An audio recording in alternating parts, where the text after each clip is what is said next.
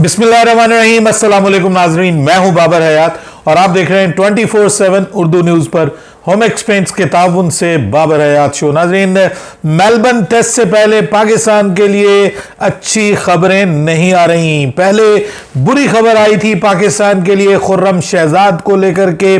Khurram Shahzad series से बाहर हो गए थे और ये पाकिस्तान के लिए पोटेंशियली एक बहुत बड़ा झटका था। एक ऐसा बॉलर कि जो बड़ा प्रॉमिसिंग नजर आ रहा था पाकिस्तान के लिए, उसका सीरीज से बाहर हो जाना, बड़े सवालात उसके ऊपर उठाए गए, बाहर हो गया, अनफॉर्चुनेट था। लेकिन उसके बाद ये खबरें अभी रुकने का नाम नहीं ले रही। एक बड़े झटके के बाद अब पाकिस्तान की टीम को दो और बड़े झटके लगे हैं। मेलबर्न टेस्ट से पहले दो और खिलाड़ी ऐसे हैं कि जो मेलबर्न टेस्ट से बाहर हुए और एक खिलाड़ी ऐसा है कि जो बाकायदा इस सीरीज से बाहर हो गया। सो इंजरीज पाकिस्तान टीम का इस वक्त पीछा कर रही हैं और थमने का नाम नहीं ले रही। दूसरी जानिब जो टेस्ट मैच से पहले पाकिस्तान की रिक्वेस्ट के ऊपर एक प्रैक्टिस मैच खेला गया विक्टोरिया 11 के खिलाफ, वो प्रैक्टिस मैच खत्म हो गया और उस प्रैक्टिस मैच में पाकिस्तान के लिए एक और कंसर्न की चीज एक बार फिर सामने आई है पाकिस्तान की बॉलिंग को लेकर के। उसके ऊपर भी आपको अपडेट करने जा रहा हूं। और एक नया खिलाड़ी एंटर हुआ है जी पाकिस्तान के टेस्ट स्क्वाड में, और ये प्लेयर जो है ये पाकिस्तान के ऑस्ट्रेलिया के खिलाफ टेस्ट स्क्वाड में एक फोर्स चेंज है। लेकिन क्या ये जो मेलबर्न टेस्ट है वो खेलेगा या नहीं खेलेगा, इसके ऊपर भी बात करेंगे। लेकिन आगे बढ़ने से पहले आपसे गुजारिश कि अगर आप हमारे नए व्यूअर हैं तो प्लीज़ हमारे इस चैनल को जल्दी से कर लीजिएगा सब्सक्राइब और बेल आइकन को पुश करना मत भूलिएगा। मुझे फॉलो कीजिए इंस्टाग्राम पे @बाबर हयात शो और हमारे पेज को फेसबुक पे लाइक कर लीजिएगा। तो जनाब, मेलबर्न टेस्ट या जिसको अब बॉक्सिंग डे टेस्ट भी कहा जा सकता है, पाकिस्तान के लिए एक उम्मीद जाहिर की जा रही थी कि जिस तरह से पाकिस्तान के फास्ट बॉलर्स ने पहले टेस्ट मैच में पाकिस्तान को किसी हद तक मुकम्मल, जिसको आप कहते हैं कि मुकम्मल तौर पर डिस्ट्रैक्शन से बचाया था, और कुछ पॉजिटिव्स थे पाकिस्तान के पर्थ टेस्ट में, बहुत सी उम्मीदें जाहिर की जा रही थी। लेकिन अब वो उम्मीदें आहिस्ता आहिस्ता उन उम्मीदों को झटकों पे झटका लग रहा है। और जो लेटेस्ट झटका है पाकिस्तान के लिए खुर्रम शहजाद के बाद, वो नोमान अली, पाकिस्तान के लेफ्ट आर्म स्पिनर जो हैं, वो सीरीज से बाहर हो गए हैं। एक मेडिकल जिसको आप कहते हैं इमरजेंसी के बाद उनकी सर्जरी हुई है और सर्जरी के बाद अब वो ऑब्वियसली क्रिकेट नहीं खेल सकते। और सर्जरी अपेंडिक्स जिसको कहते हैं, उनको शदीद किस्म का कल पेन हुआ अपेंडिक्स का और आज सुबह उनकी सर्जरी की गई, जिसके बाद उनकी अपेंडिक्स तो ठीक हो गई, लेकिन अनफॉर्चुनेटली क्योंकि स्टिचेस लगते हैं और ये कम अज़ कम रिकवरी में टाइम लेता है, तो इस वजह से अब वो इस सीरीज से बाहर हैं। हालांकि वो फर्स्ट चॉइस नहीं थे पाकिस्तान की तरफ से टेस्ट मैच में खेलने के हवाले से। और आपको पता है कि क्योंकि लेफ्ट आर्म स्पिनर थे और लेफ्ट आर्म स्पिनर होने की वजह से वो पाकिस्तान के उस तरह से रिक्वायरमेंट नहीं थे। मोस्ट प्रोबेबली पाकिस्तान ने साजिद खान के साथ जाना था या अबरार अहमद के साथ जाना था, क्योंकि ऑस्ट्रेलिया की जो प्लेइंग 11 है उसमें मैक्सिमम जो है वो लेफ्ट आर्म बल्लेबाज है।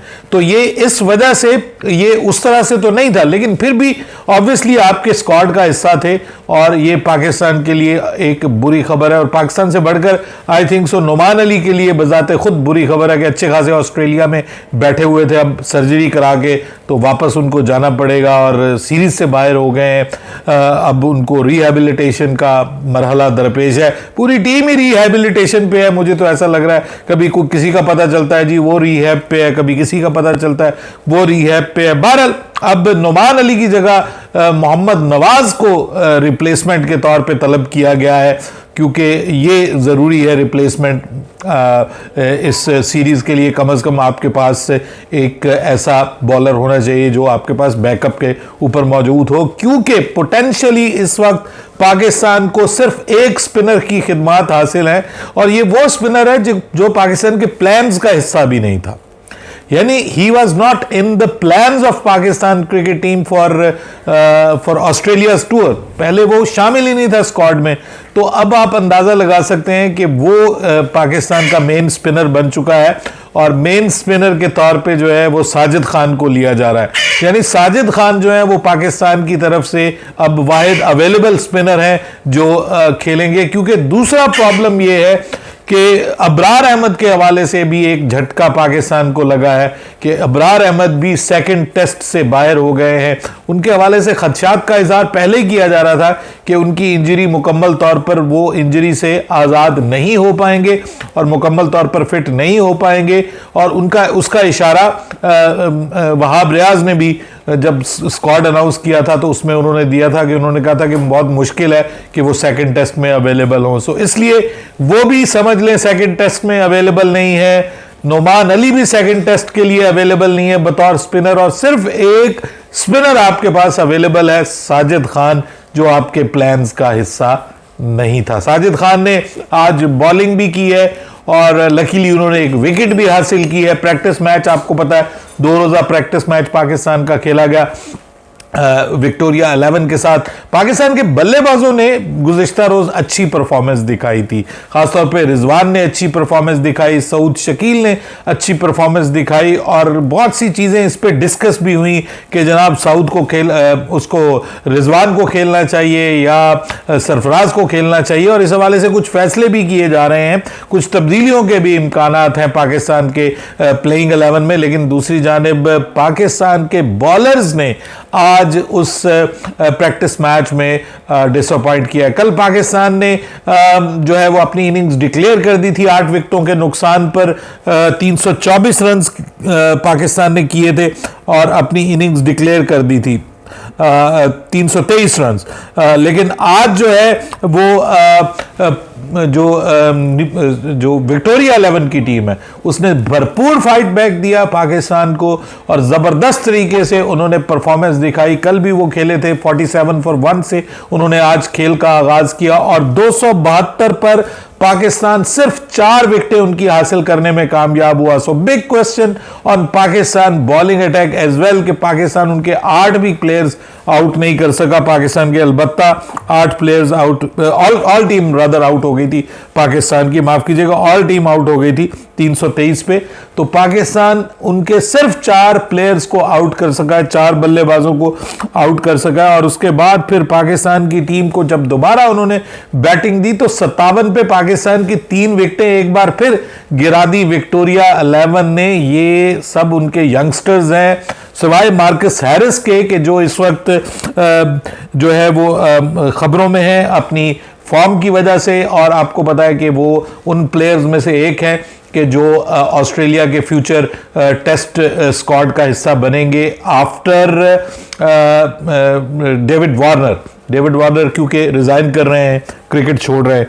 तो वो उन्होंने 126 रन की इनिंग्स खेली है जी, और वो पाकिस्तान के गले की हड्डी बने रहे पाकिस्तान बॉलर्स की। और अगर पाकिस्तान के बॉलर्स की बात करें तो शाहीन शाह अफरीदी ने 1 विकेट हासिल की है, 1 विकेट मीर हमजा हासिल करने में कामयाब हुए, 1 विकेट हसन अली और 1 ही विकेट जो है वो साजिद खान हासिल करने में नाकाम रहे हैं। लेकिन दूसरी जानिब आमिर जमाल जो है उनको बहुत मार पड़ी है, 4 ओवर में उनको 31 रन पड़े हैं। आगा सलमान काफ़ी बेहतर नज़र आए हैं, 4 ओवर किए लेकिन सिर्फ 2.5 के एवरेज से इन्होंने स्कोर दिया है। जबकि मोहम्मद वसीम को 7 ओवर मिले हैं जिसमें उन्होंने बहुत अच्छी बॉलिंग की है, 16 रन दिए हैं। उन्होंने विकेट नहीं मिली लेकिन 7 ओवर्स में सिर्फ 16 रन दिए, बड़ी इकोनॉमिकल बॉलिंग करते हुए वो नजर आए हैं। सो ये बड़ा क्वेश्चन है पाकिस्तान के लिए, बड़ा क्वेश्चन मार्क है।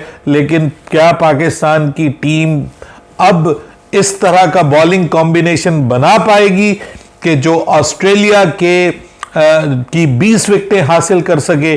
अगर आप ऑस्ट्रेलिया को ऑस्ट्रेलिया में हराना चाहते हैं तो अच्छी बॉलिंग के साथ ही हरा सकते हैं, क्योंकि बैटिंग में तो आप उनका मुकाबला कर नहीं सकते।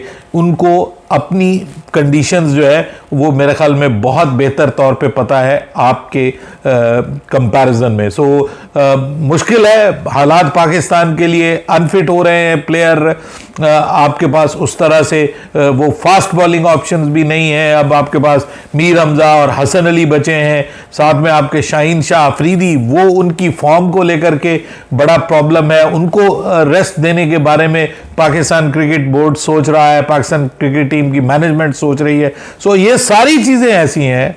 मुद्दा तमाम आपको बता दूं कि पाकिस्तान दूसरा टेस्ट मैच भी अगर ड्रॉ भी कर ले तो बहुत बड़ी बात है। जीतना मुझे पाकिस्तान के लिए दूसरा टेस्ट मैच भी ऑलमोस्ट मुश्किल तो है ही है, मुझे तो काफ़ी हद तक नामुमकिन होने के करीब करीब लग रहा है। बाकी देखते हैं कि पाकिस्तान की तरफ से कोई एक्स्ट्रा ऑर्डिनरी कर जाए। जो बेचारे करने वाले था, बेचारा खुर्रम, वो अनफिट हो गया है। शाहीन अफरीदी वैसे आउट ऑफ फॉर्म है। अबरार भी अनफिट हो गए, दूसरे टेस्ट मैच से बाहर हो गया। आपकी विकेटें कौन लेगा? असल सवाल ये है, क्या साजिद खान लेगा, या फिर आप उम्मीद रखते हैं कि फ़हीम अशरफ लेगा, या फिर आमिर जमाल लेगा? शाहीन अफरीदी तो वैसे ही आप सोच रहे हैं कि उसको रेस्ट करवाना है। अपनी राय दीजिएगा कमेंट सेक्शन में। बाबर हयात को इजाज़त दीजिएगा। अल्लाह हाफिज़।